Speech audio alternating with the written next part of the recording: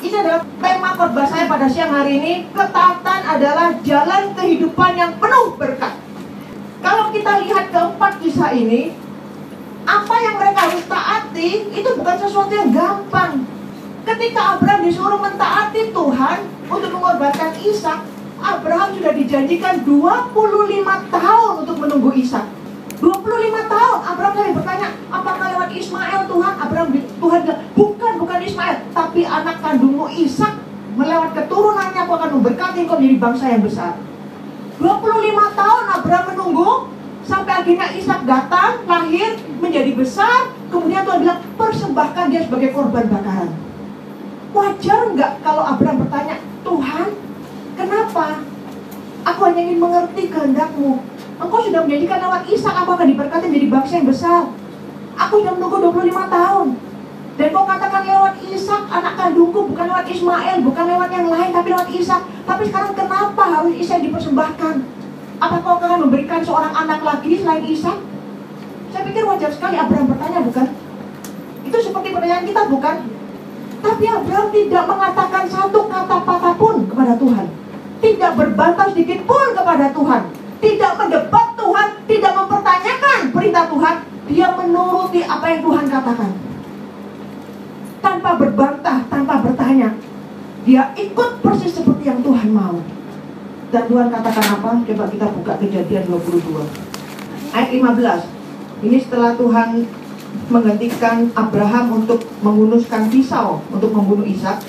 Untuk kedua kalinya berserulah malaikat Tuhan dari langit kepada Abraham. Ayat 16. Katanya, aku bersumpah demi diriku sendiri, demikianlah firman Tuhan, karena engkau telah berbuat demikian, dan engkau tidak segan-segan untuk menyerahkan anakmu yang tunggal kepadaku, maka aku akan memberkati engkau berlimpah-limpah dan membuat keturunanmu sangat banyak seperti bintang di langit dan seperti pasir di tepi laut.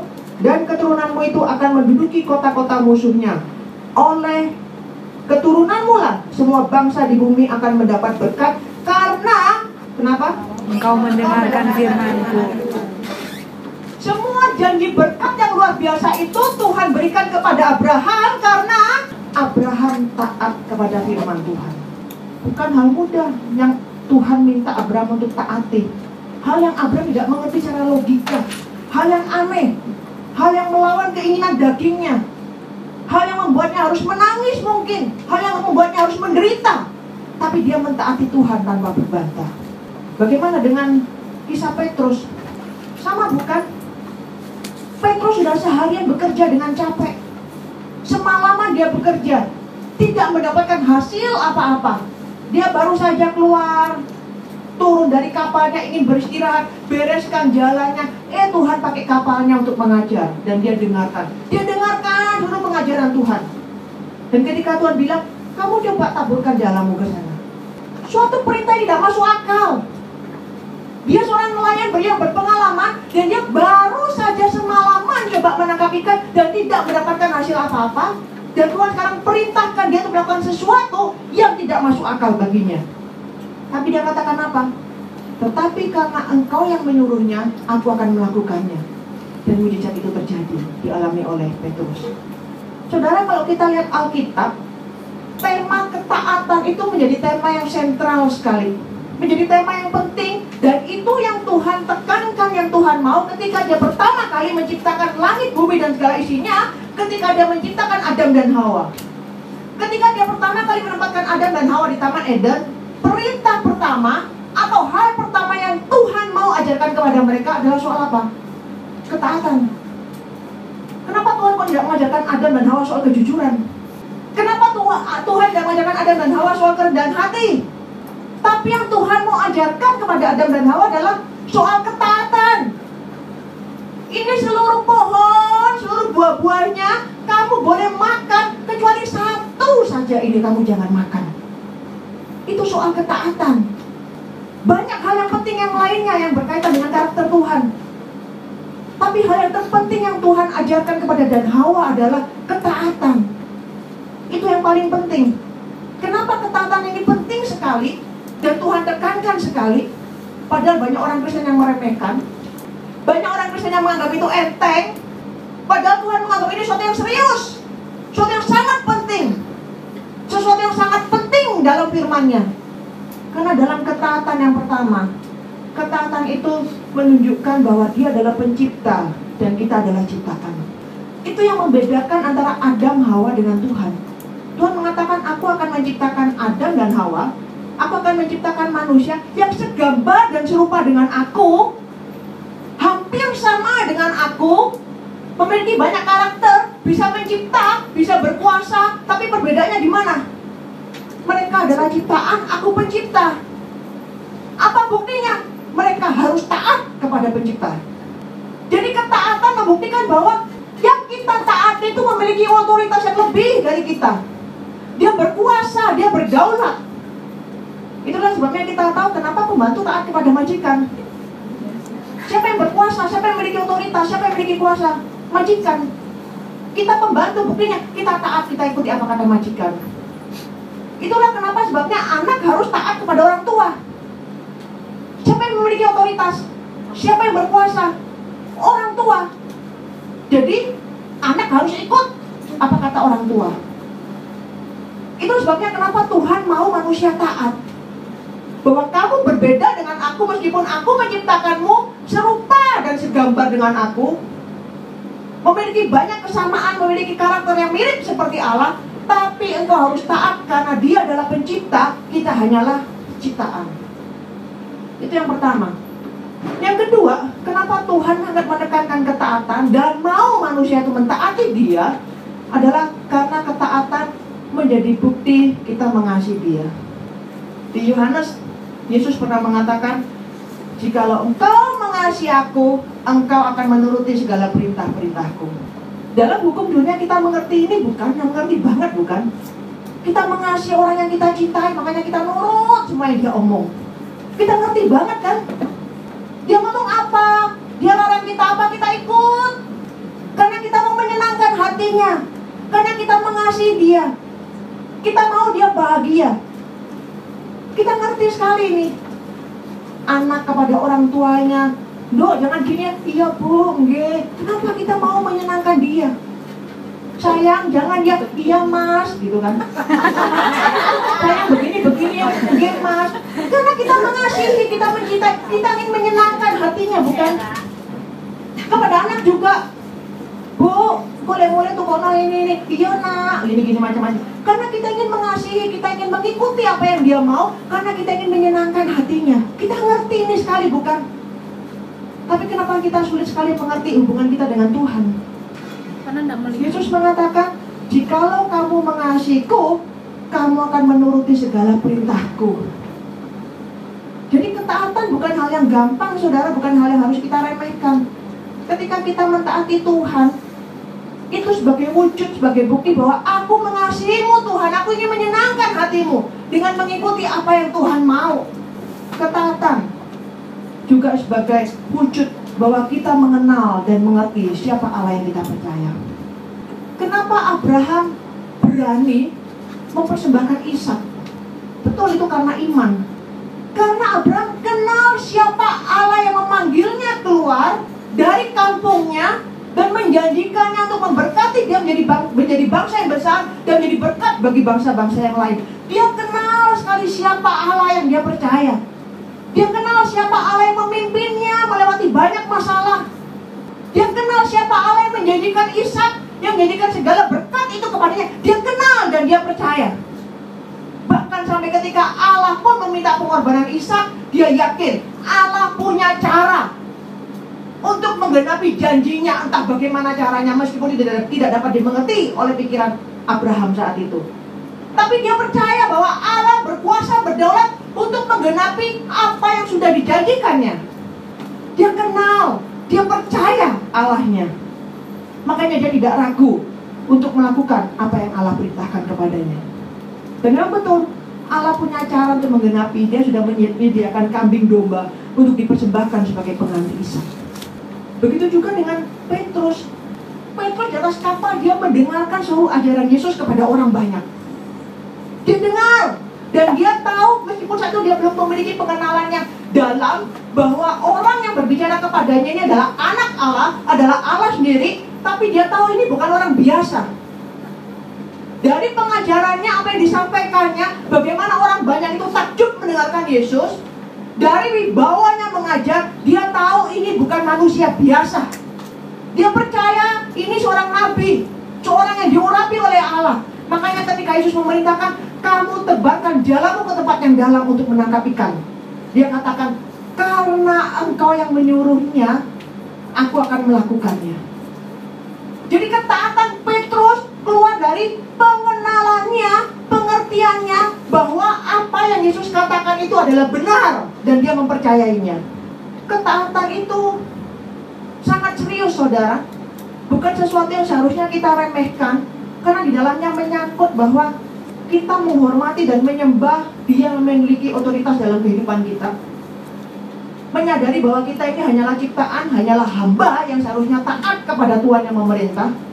Suatu wujud kasih yang muncul kepada Allah yang sudah menyediakan banyak dan memberkati kita. Dan suatu ekspresi dari suatu pengenalan dan kepercayaan bahwa Dia yang memerintahkan itu, Dia adalah Allah yang berdaulat, Allah yang kita percaya. Jadi bukan sesuatu yang remeh yang kita bisa entengkan. Sering kan kalau kita bicara soal ketaatan atau ketidaktaatan, kita hanya ketawa cekikikan, ya kan?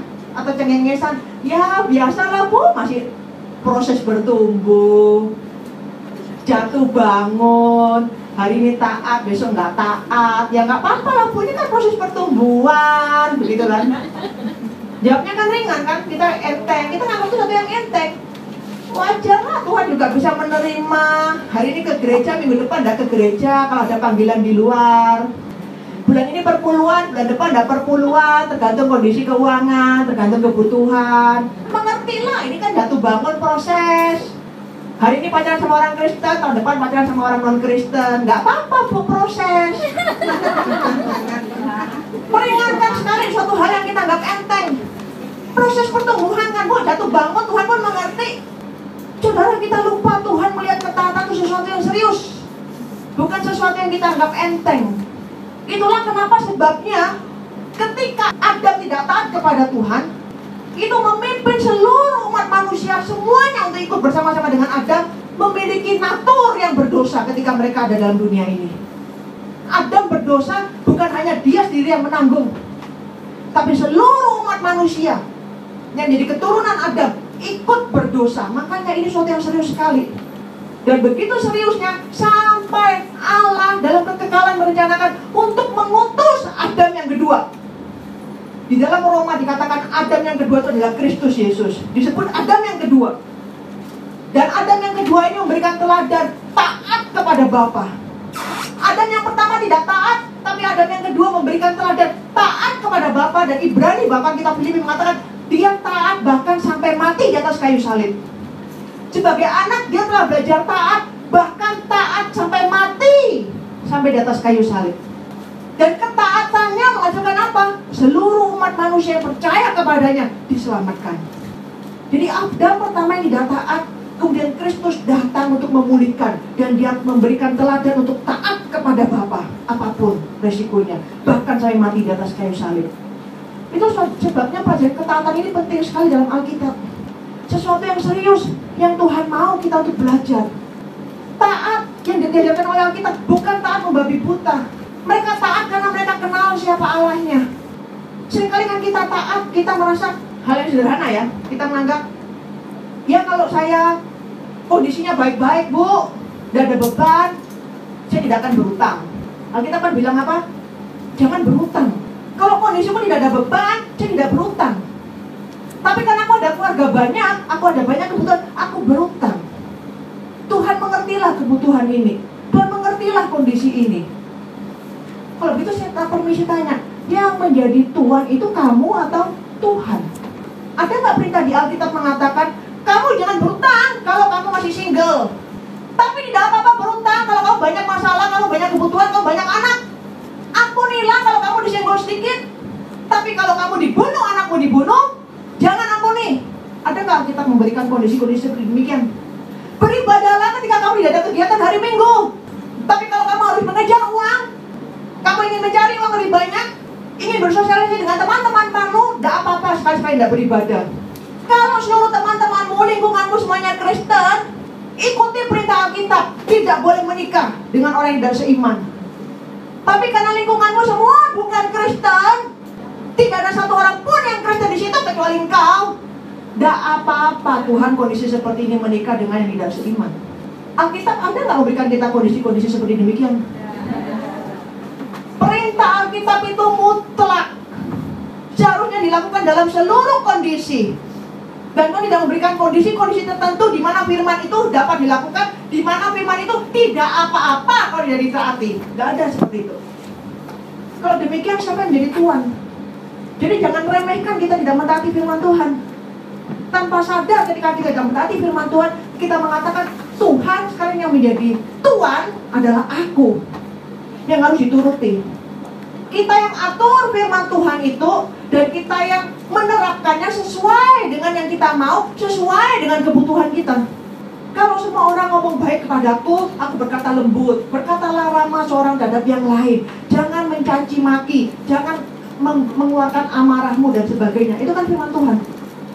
Oke, kalau semua baik, ya sebaik, baik, ramah.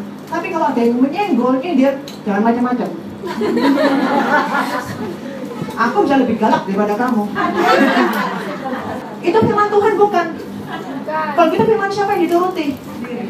Siapa yang menjadi Tuhan atas kehidupan kita? Firman Tuhan kata bersukacitalah dalam segala kondisi. Ya Tuhan, kalau gaji lancar, keluarga di Indonesia tidak ada masalah, kita bersukacita, kita bergembira, kita bersyukur. Hati penuh meluap dengan ucapan syukur. Tapi ketika dalam masalah anak, gaji yang belum datang, majikan pura-pura telat dan ngasih gaji 1 minggu dan telat, ada masalah, tidak bisa bersyukur, kita merengut. Tapi firman Tuhan mengatakan bersukacitalah dalam segala keadaan. Jadi firman Tuhan itu mutlak dalam segala keadaan. Bagaimana kita bisa memisah-misahkan firman Tuhan? Kita terapkan sesuai dengan kondisi kita. Yang menjadi Tuhan itu siapa? Jadi ketika kita tidak taat, saudara, itu bukan masalah enteng, bukan masalah proses pertumbuhan. Tuhan menganggap serius setiap ketidaktaatan kita, karena di dalamnya terkandung bahwa kita tidak menghormati Dia, kita tidak mengakui kedaulatannya, kita tidak mengakui otoritasnya sebagai Tuhan yang memberikan perintah itu untuk kita taati. Dan kita sudah meninggikan diri kita menjadi Tuhan, dan kita yang mau Tuhan mentaati kita sesuai dengan kondisi kita. Setiap ketidaktaatan itu serius di hadapan Tuhan.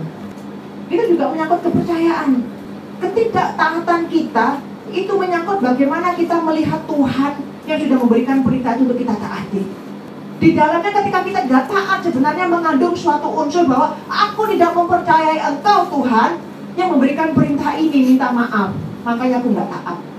Kita tidak sadar sebetulnya sikap tindakan kita berbicara seperti itu. Kita katakan aku percaya Tuhan, Kau adalah Tuhan, Kau adalah Allah yang mencukupi dan sebagainya. Bagaimana kita mempercayai Tuhan ketika Dia menjanjikan cukupkanlah dirimu dengan apa yang ada padamu dan jangan berutang. Aku adalah Allah yang memelihara hidupmu. Bagaimana kita bisa mempercayai Tuhan adalah Allah yang menjanjikan memelihara hidup kita dengan sempurna? Kalau kita tiap bulan mengadakan utang, kita tidak akan pernah selama-lamanya mengalami pemeliharaan Tuhan yang sempurna. Dengan kata lain, kita sebenarnya kurang mempercayai betul gak sih Tuhan pelihara? Bagaimana caranya? Aku tidak mungkin bisa mengerti. Sekarang kondisi sulit, Tuhan banyak kebutuhan, tidak ada jalan lain kecuali utang. Itu kan kita tidak mempercayai Tuhan bahwa Tuhan punya caranya untuk memberkati kita. Itu kan yang Tuhan lakukan kepada Petrus. Tuhan, udah semalaman loh, ini nelayan profesional loh, ini bukan nelayan yang baru kemarin terjun ke laut loh. Nelayan profesional, dilahirkan, dibesarkan, tumbuh sebagai nelayan, dalam keluarga nelayan, mengerti soal cuaca, soal laut dan sebagainya. Semalaman kami carikan, tidak ada ikan. Tapi Dia bilang, tebarkan jalamu. Tapi karena Engkau yang mengatakannya, aku percaya Engkau punya cara untuk memberkati dan memberikan ikan. Ketika Dia tebarkan, ikuti kata Tuhan, mujizat itu muncul. Sering Tuhan itu ingin memberkati kita, memberikan mujizat kepada kita, tapi akhirnya Dia lepas tangan ketika Dia melihat ketidaktaatan kita dan melihat kita berjalan sesuai dengan kemauan kita sendiri. Ada kalanya Tuhan ingin memberikan surprise. Wah, aku tahu anakku lagi gak ada duit, aku mau melihat apa yang dia lakukan. Kalau dia sampai benar-benar tidak berutang, dia mengandalkan aku atau uangnya baik-baik, Dia mengandalkan aku akan menggerakkan hati majikannya untuk tiba-tiba memberkati dia. Atau aku akan membuka jalan anaknya tiba-tiba bisa mendapatkan beasiswa sehingga dia tidak perlu bertahun-tahun membayar uang sekolah anaknya. Ada banyak surprise yang Tuhan bisa sediakan, banyak cara mujizat yang Tuhan bisa sediakan. Ketika besoknya kita pinjam uang, Tuhan sudah siap mengulurkan tangannya untuk memberikan surprise itu. Tiba-tiba dia menarik tangannya dengan kecewa. Baru saja surprise sudah kurencanakan, sudah aku mau berikan. Kenapa dia tidak mempercayai aku? Ketidaktaatan itu suatu hal yang serius, saudara. Kita tidak mempercayai siapa Allah yang kita sembah. Jangan berpikir seorang Kristen saya percaya Tuhan, Yesus itu adalah Tuhan. Tidak cukup. Bagaimana kehidupan kita sehari-hari? Udah umur sekian Tuhan, tapi tidak ada seorang pun yang mendekati yang dari Kristen. Semua orang yang beragama lain. Tuhan katakan jangan menikah dengan yang tidak seiman. Itu adalah perintah yang hukumnya mati, tidak bisa diganggu gugat. Ada banyak perintah Tuhan yang hukumnya mati, tidak bisa diganggu gugat. Tapi kita ganggu itu, kita gugat itu, kita langgar itu. Ada 3 Mahkamah Konstitusi. Betul, kita mungkin kali meremehkan masalah ini kan. Gak apa-apa Bu, hidupku sekarang baik-baik saja. Bukan masalah mati dengan hidup kadang-kala saudara. Masalah ketidaktaatan kadang tidak menuntun kita pada masalah mati dengan hidup. Bukan seperti di perjanjian lama, kadang kalau ketika tidak taat Tuhan langsung hukum mati. Enggak, memang banyak anugerah. Tapi ingat, segala resiko itu kita yang tanggung. Kita melihat ketidaktaatan Adam masih bisa hidup dengan baik. Dia punya anak, masih bisa banyak hal. Tapi keturunannya dan dia pun menderita begitu banyak hal. Ketidaktaatan itulah yang membawa Tuhan harus membuat orang Israel berputar-putar di padang gurun 40 tahun. Dari Mesir masuk ke tanah Kanaan, menurut ahli sejarah itu jaraknya pendek sekali. Kalau sekarang dengan bus itu paling 12 jam. Kalau naik jalan kaki itu paling sekitar 1 bulan, anggaplah 40 hari. Paling lama lah sekitar 40 hari. Dari Mesir ke Israel itu 40 hari. Tapi ditempuh oleh orang Israel putar-putar 40 tahun. Bayang ya, yang seharusnya 40 hari ditempuh 40 tahun. Karena tidak taat, Tuhan putar-putar mereka. Bahkan sampai akhirnya pun Tuhan tidak mau keturunan yang tidak taat ini. Dan dia hanya mau orang anak yang lahir di padang gurun yang tidak mengalami pemberontakan oleh orang tuanya. Dan anak-anak ini yang masuk ke tanah Kanaan. Seringkali hidup kita seperti itu saudara. Masalah tidak taatan mungkin kita tidak mati, tapi kita berputar-putar di padang gurun kehidupan dan tidak mengalami berkat Tuhan. Kenapa hidupku kok sama seperti ini tahun demi tahun, gak ada perubahan. Dari satu utang ke utang yang lain, dari satu majikan ke majikan yang lain, dari satu kontrak ke kontrak yang lain. Kehidupan keluarga di Indonesia, kehidupan kerohanianku kok sama dari tahun ke tahun. Ini seperti kehidupan yang diputar-putar di padang gurun 40 tahun, tidak mengalami berkat Tuhan. Kita tidak sadar karena kita tidak taat. Memang kita tidak mati, tapi hidup kita diputar-putar 40 tahun. Tidak mengerti kehendak Tuhan, berjalan dalam kebingungan, salah arah, salah ngambil keputusan, jatuh, bangun lagi.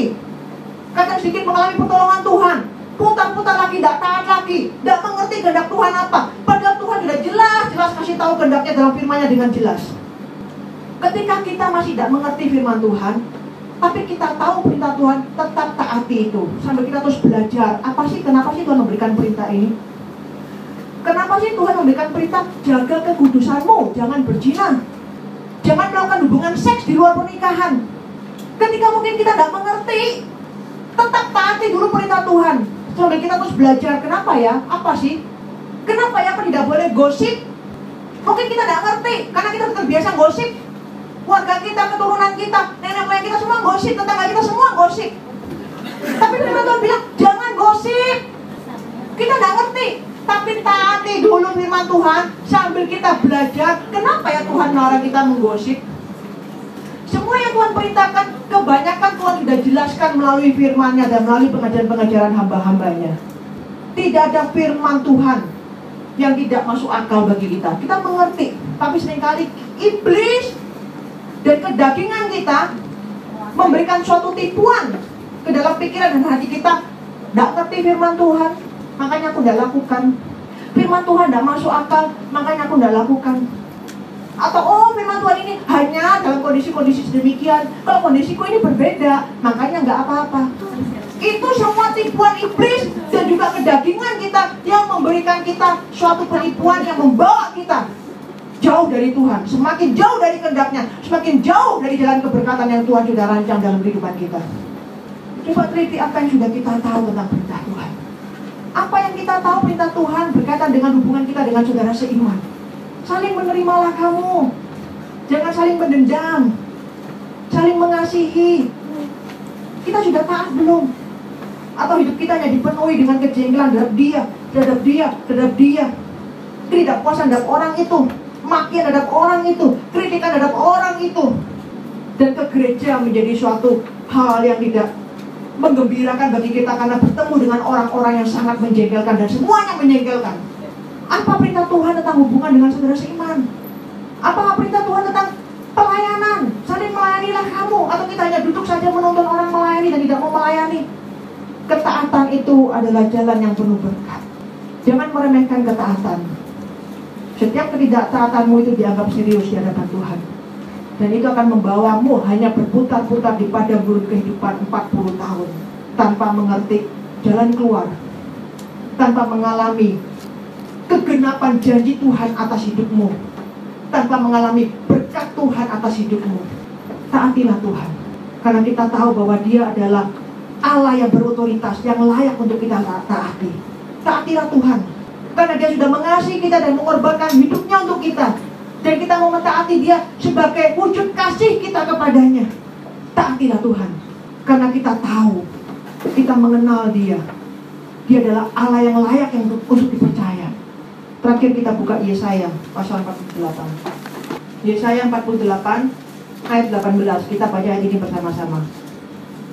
Sekiranya engkau memperhatikan perintah-perintahku, maka damai sejahtera-Mu akan seperti sungai yang tidak pernah kering, dan kebahagiaanmu akan terus berlimpah seperti gelombang-gelombang laut yang tidak pernah berhenti. Sekali lagi. Sekiranya kamu memperhatikan perintah-perintahku, maka damai sejahtera-Mu akan seperti sungai yang tidak pernah kering, dan kebahagiaanmu akan terus berlimpah seperti gelombang-gelombang laut yang tidak pernah berhenti. Kita buka Lukas pasal yang kelima. Ini tentang kisah yang tadi saya ceritakan, Petrus menangkap ikan.